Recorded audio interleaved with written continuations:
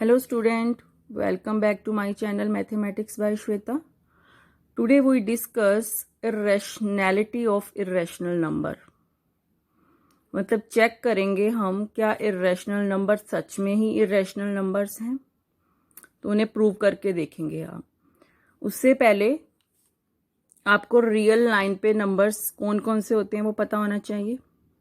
तो ये real line है, यहाँ पे मैंने कुछ नंबर ड्रॉ किए हैं, ये तो आप सबको पता है रियल लाइन। तो नेचुरल नंबर्स भी पता है, नेचुरल नंबर्स को हम डिनोट करते हैं n से। वो क्या है 1 2 3 4 5 6 and so on. Whole numbers क्या होते हैं, इसे हम w से रिप्रेजेंट करते हैं, यहाँ पे 0 भी इंक्लूड हो जाता है, तो यानी 0 1 2 3 4 5 6 एंड सो ऑन। और इंटीजर्स क्या होते हैं, इंटीजर्स को हम रिप्रेजेंट करते हैं z से। और यहां पर कौन से नंबर्स आते हैं, नेगेटिव, 0 एंड पॉजिटिव नंबर्स। तो इन नंबर्स को हम क्या बोलते हैं, integers. All negative numbers 0 and all positive numbers are integers. Okay, and rational number. अब रैशनल नंबर को हम रिप्रेजेंट करते हैं q से, और ये किस फॉर्म के होते हैं, p/q फॉर्म के, इसी फॉर्म के होते हैं rational number, where p and q are integers. कुछ भी इंटीजर्स हो सकते हैं, चाहे नेगेटिव चाहे पॉजिटिव। एंड जो डिनोमिनेटर है वो आपका नॉन जीरो होना चाहिए, q जो है वो नॉन जीरो होना चाहिए। ये कंडीशन होती है रैशनल नंबर में। p तो जीरो हो सकता है आपका, बट q कभी भी जीरो नहीं होगा। ठीक है, तो रैशनल नंबर किस फॉर्म के होते हैं, p/q फॉर्म के। अगर हम p/q को नंबर लाइन पर रिप्रेजेंट करें तो हम क्या एज्यूम करेंगे, q तो नॉन जीरो है and p and q have no common factor other than 1।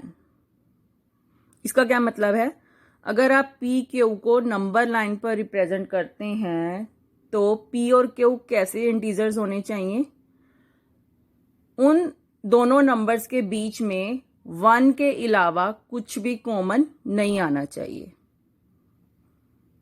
ठीक है, तो उन दोनों नंबर को हम क्या कह देंगे, कोप्राइम। कोप्राइम नंबर वो नंबर होते हैं जिन नंबर्स के बीच में 1 के अलावा कुछ भी कॉमन ना आए।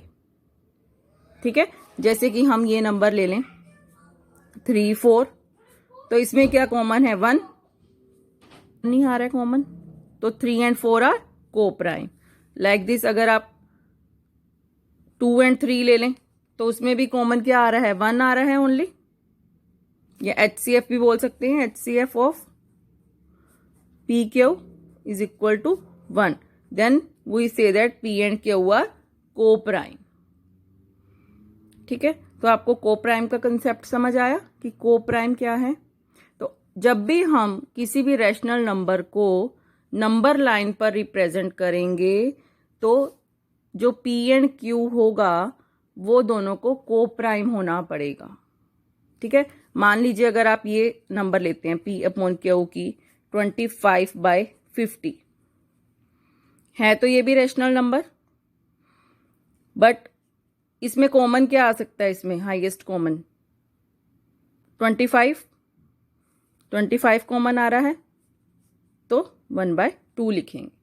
तो जो भी कॉमन फैक्टर आपका निकल रहा है उसे निकालने के बाद हमारे पास जो वैल्यू बचती है उसे ही हम नंबर लाइन पर रिप्रेजेंट कर सकते हैं। ठीक है, तो ये हो गया आपके पास कोप्राइम का कंसेप्ट।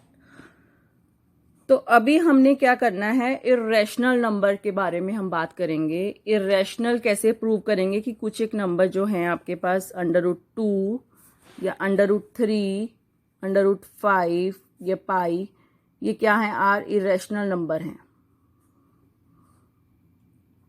Are irrational numbers. तो पहले ये समझते हैं ये रैशनल नंबर होते कैसे हैं, ये आए कहाँ से हैं। अभी देखो आप कोई भी दो नंबर कंसीडर करो, किसी भी दो नंबर के बीच में infinitely many rational and irrational numbers होते हैं। Infinitely many rational and irrational. ठीक है, हमने ये नंबर्स तो पढ़े हैं, ये नंबर्स तो देखे हैं आपने। दूसरे नंबर आपने कैसे पढ़े हैं? डेसिमल की फॉर्म के होते हैं नंबर, वो डेसिमल फॉर्म के होते हैं। डेसिमल फॉर्म के नंबर भी किस टाइप के होते हैं? एक तो अगर हम ये लें 1/4 रैशनल नंबर लें, तो ये अगर हम सॉल्व करें डेसिमल में तो इसकी क्या वैल्यू आएगी? 0.25। तो ये नंबर तो यहां पर खत्म हो गया, इससे आगे तो कोई नंबर नहीं आ रहा। ठीक है, तो कुछ एक रैशनल नंबर तो इस टाइप के होते हैं, मतलब डेसिमल फॉर्म में कुछ एक नंबर तो इस टाइप के होते हैं जो एक दो नंबर आने के बाद खत्म हो जाते हैं। तो यानी ये क्या है? टर्मिनेटिंग। इसे क्या बोलते हैं? फॉर्म को टर्मिनेटिंग। कुछ एक नंबर ऐसे होते हैं, जैसे अगर मैं 10/3 लूं तो ये क्या है? ये रिपीट ही होता रहेगा। 3 जितनी बार भी आप देखेंगे ये रिपीट होता रहेगा। तो इसको हम कैसे लिखते हैं? ऐसे ही लिखते हैं 3.3 बार। तो इन नंबर की फॉर्म क्या होती है? जो रिपीट होते रहें है, तो ये नॉन टर्मिनेटिंग, मतलब टर्म आती ही जा रही है, नॉन टर्मिनेटिंग फॉर्म है। बट क्या है? रिपीटिंग है, रिपीटिंग है, रिपीट हो रहा है नंबर। अब कुछ एक नंबर ऐसे होते हैं, मान लो हम कंसीडर कर लें 110, 1110, फिर 11110, इस टाइप के नंबर हो जाएं, तो ये नॉन टर्मिनेटिंग तो है, मतलब टर्म हमें मिल रही है, बट डिफरेंट है, हर बार डिफरेंट मिल रही है, नॉन रिपीटिंग है। तो इस टाइप के नंबर भी होते हैं आपके पास, non terminating and non repeating. ठीक है, तो इन डेसिमल नंबर्स की जो फॉर्म होती है उन्हें हम बोलते हैं रैशनल नंबर, और ये जो नंबर्स हैं, इस टाइप के जो नंबर्स होते हैं उन्हें बोलते हैं इररेशनल नंबर्स। इररेशनल नंबर्स जो नॉन टर्मिनेटिंग है एंड नॉन रिपीटिंग है। ठीक है, ओके। तो नेक्स्ट हमें एक थ्योरम है जिसे हमें याद रखना है, यूज भी होगा। Let P be a prime number if P divides a square, then P divides A, where A is a positive integer। ठीक है, अगर P कोई प्राइम नंबर है और P डिवाइड्स कर रहा है A स्क्वायर को, तो P डिवाइड करेगा A को भी। ठीक है, जैसे अगर मैं 2 एक प्राइम नंबर ले लेती हूँ, P is equal to 2 is a prime number and A मैंने क्या ले लिया? A square 100। तो 2 डिवाइड्स करेगा 100 को। अगर 2 divides, if 2 divides 100, then A क्या होगा यहाँ पे? 10। A क्या होगा? 10। इफ 2 डिवाइड्स 100, देन P यानी 2 डिवाइड्स 10, तो 2 10 को भी डिवाइड करेगा। यहाँ पे A हमने पॉजिटिव इंटीजर लिया था। ठीक है ना, तो ये रिजल्ट आपको याद रखना है कि अगर एक P प्राइम नंबर है और P डिवाइड करता है A स्क्वायर को, then P divides A where A is positive integer. Okay, अभी हमें प्रूव करना है कि √2 क्या है? एक इर्रेशनल नंबर है। तो √2 को इरेशनल प्रूव करने के लिए हमें क्या करना पड़ेगा? हम पहले सपोज कर लेते हैं कि √2 क्या है, एक रैशनल नंबर है. Late assume √2 is rational number. अगर √2 रैशनल नंबर है तो रैशनल नंबर की क्या फॉर्म होती है? तो √2 p/q की फॉर्म का होगा. अभी हमने रैशनल नंबर की फॉर्म पढ़ी है, तो वो p/q की फॉर्म का होगा. एंड q यहाँ पे नॉन जीरो होगा. एंड एक कंडीशन हमने और पढ़ी है कि p एंड q आर को प्राइम. वो को प्राइम होंगे, यानी HCF PQ का 1 होगा. को प्राइम का आपको मीनिंग समझ आ गया? ठीक है, तो यहाँ पे PQ क्या होंगे? को प्राइम होंगे और Q नॉन जीरो है. ठीक है, तो ये हो गया. अब हम क्या कर सकते हैं, इसको कैसे लिख सकते हैं? P is equal to √2Q लिख सकते हैं, मल्टीप्लाइंग लिख सकते हैं. तो अब स्क्वेयरिंग भी कर सकते हैं इसकी. Squaring both side, squaring both side, we get P square is equal to √2Q whole square. That means P square is equal to 2Q square. ठीक है, यहां से हमें क्या पता चल रहा है? P square के क्या फैक्टर्स हो गए? 2 इंटू क्यू स्क्वेयर, मतलब ये P square कोई भी हमारे पास इंटीजर है उसके फैक्टर्स ये है. तो यहां से हमें क्या पता चल रहा है? 2 डिवाइड्स P square. अगर फैक्टर है तो वो अपने नंबर को डिवाइड करेगा. ठीक है, तो यहां से हमें पता चल गया कि 2 डिवाइड्स P स्क्वायर. और अभी हमने एक रिजल्ट पढ़ा है कि अगर कोई भी प्राइम नंबर किसी भी पॉजिटिव इंटीजर को डिवाइड करता है तो वो P को भी डिवाइड करेगा. Therefore 2 divides P. ठीक है, अभी रिजल्ट पढ़ा है हमने. अगर 2 divides P square then 2 divides P. अगर 2 डिवाइड्स P है, P is equal to 2 into some quotient, जिसे हम कोई कुछ भी नाम दे सकते हैं, R दे सकते हैं, फॉर सम इंटीजर.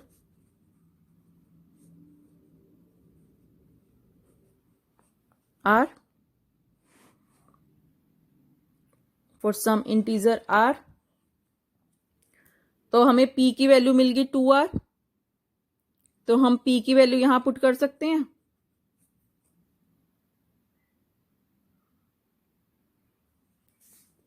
इसे आप 1 इक्वेशन दे दीजिए नाम, इसे सेकंड. पुट सेकंड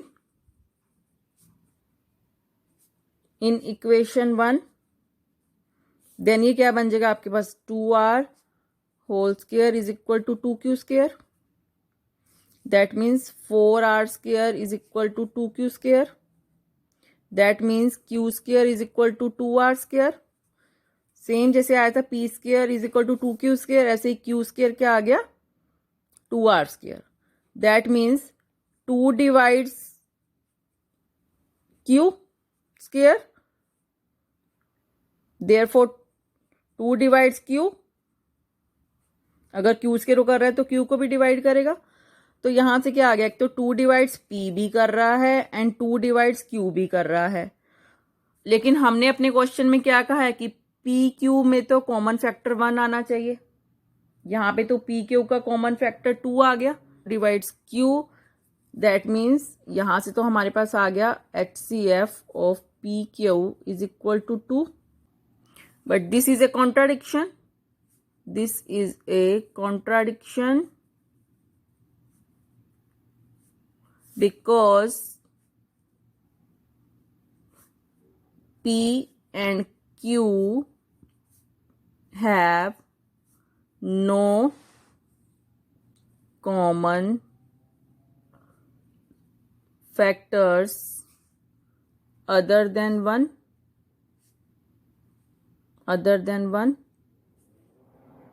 हमने कहा था ऊपर.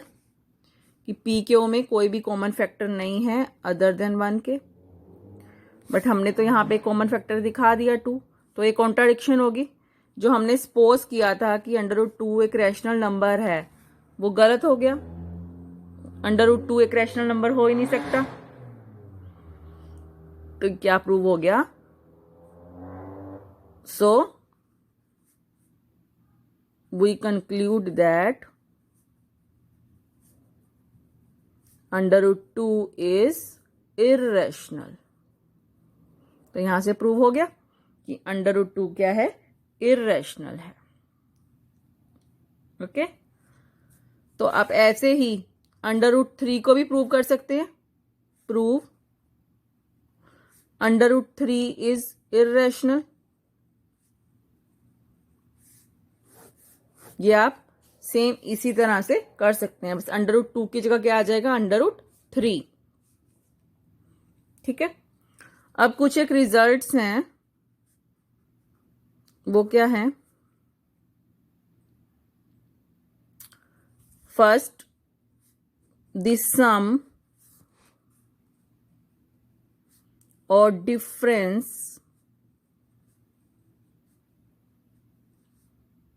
of a rational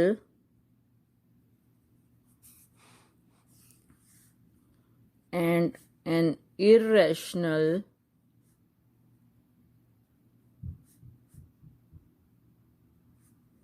number is irrational। मतलब अगर आप सम निकालें या डिफरेंस निकालें किसी दो रैशनल और इरेशनल नंबर में, तो वो क्या आएगा? इरेशनल। मतलब अगर आप रैशनल नंबर को आर से डिनोट कर रहे हैं, इनका सम या डिफरेंस निकालें, इरेशनल को अगर मैं आई से डिनोट कर रही हूं, तो ये आपका इरेशनल के इक्वल ही आएगा। रैशनल का प्लस इरेशनल के साथ इरेशनल ही बनेगा। जैसे मैं आपको नंबर ले लूं, रैशनल नंबर 2 कैसे इरेशनल है? क्योंकि हम इसके नीचे 1 लगा सकते हैं। तो every integer is a rational number, क्योंकि इंटीजर्स के नीचे अगर आप 1 लगा दें तो वो रैशनल नंबर बन जाएगा। तो मैंने यहाँ पे रैशनल नंबर क्या लिया? 2। और इरेशनल नंबर अगर मैं √3 लूं, तो 2 प्लस या माइनस √3, ये क्या बन जाएगा आपके पास? इरेशनल। ये इरेशनल ही है। ठीक है, और सेकंड रिजल्ट क्या है? The product and quotient of a non-zero rational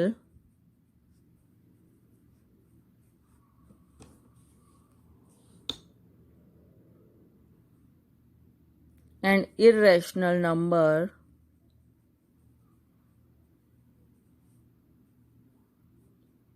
is irrational।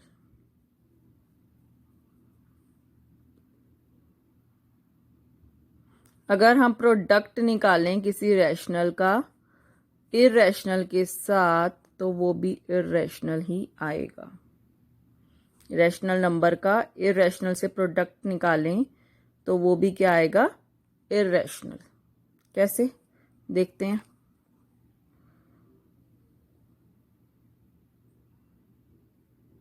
Rational number अगर आप 3 ले लें, इरेशनल √3, तो ये आपके पास इरेशनल ही आया। ठीक है, अगर हम इरेशनल को इरेशनल से मल्टीप्लाई करें तो वो या तो रैशनल आएगा या इरेशनल। इसमें दोनों केसेस हो सकते हैं। कैसे? अगर मैंने कोई इरेशनल नंबर लिया √3, √3 को √3 से करेंगे तो 3 आ गया, दिस इज रैशनल। बट अगर आप √3 को √5 से करें, बोथ आर इरेशनल, तो ये क्या बन जाएगा? √15, तो ये भी क्या है? इरेशनल। तो ये दोनों केसेस हो सकते हैं इसमें। अगर आप इरेशनल को इरेशनल से मल्टीप्लाई करें तो या तो वो रैशनल आएगा या इरेशनल आएगा। हैं prove that 5 minus under root 3 is irrational.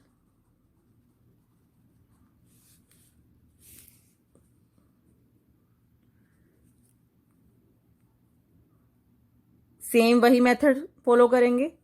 Let us assume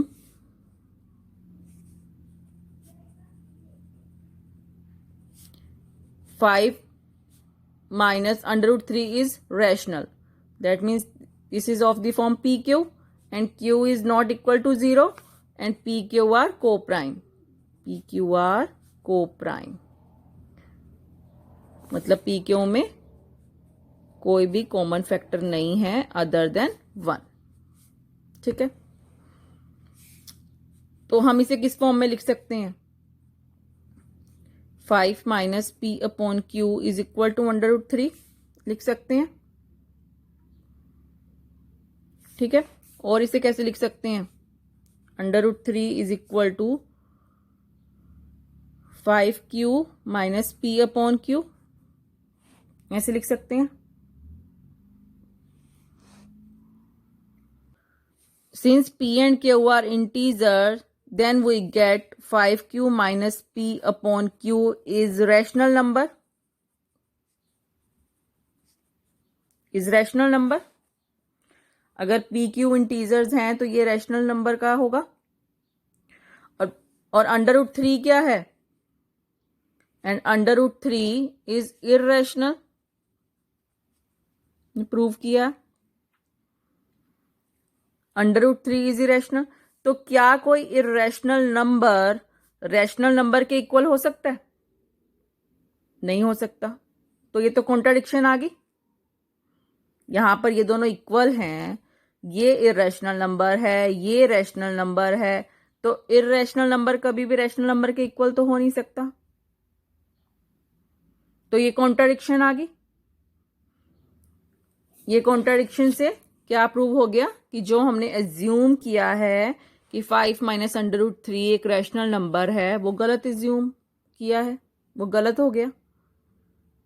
तो इसका मतलब 5 माइनस अंडर रूट 3 क्या है? एक रैशनल नंबर है. Therefore 5 minus under root 3 is irrational.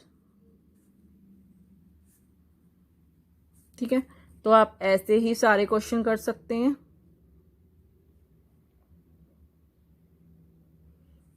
एक क्वेश्चन और देखते हैं. Prove that 1 upon under root 2 are irrational.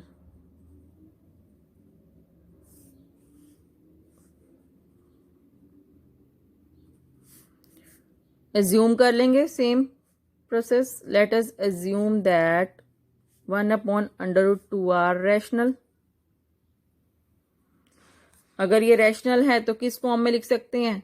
Same वही p अपॉन q की फॉर्म में, where p and q are integers and q not equal to 0 and HCF of pq is equal to 1. ठीक है, यहां से क्या क्रॉस मल्टीप्लाई कर लेंगे.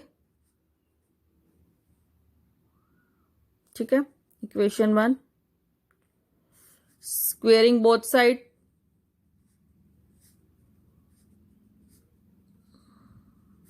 then q square is equal to 2p square. Therefore 2 divides q square, then 2 divides q. ठीक है, then we get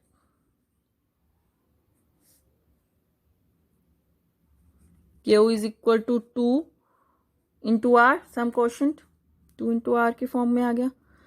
इसे हम second equation, put equation second in equation A, then we get 2r square is equal to 2p square. That means 4r square is equal to 2p square. और क्या लिख सकते हैं? p square is equal to 2r square. That means 2, therefore 2 divides p square.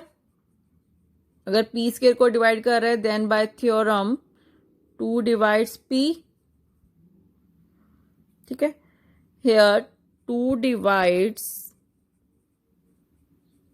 both P and Q. Both P and Q. Therefore, 2 is a common factor of P and Q. Therefore, 2 is a common factor of P and Q. But this is a contradiction.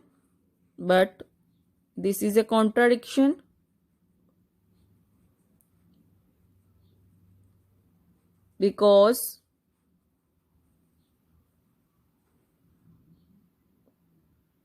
we say that P and Q have no other than one common factor. No other than one common factor. So this contradiction proves that 1 and 2 are irrational. Okay. I hope you understood all the concept, friend. Thank you.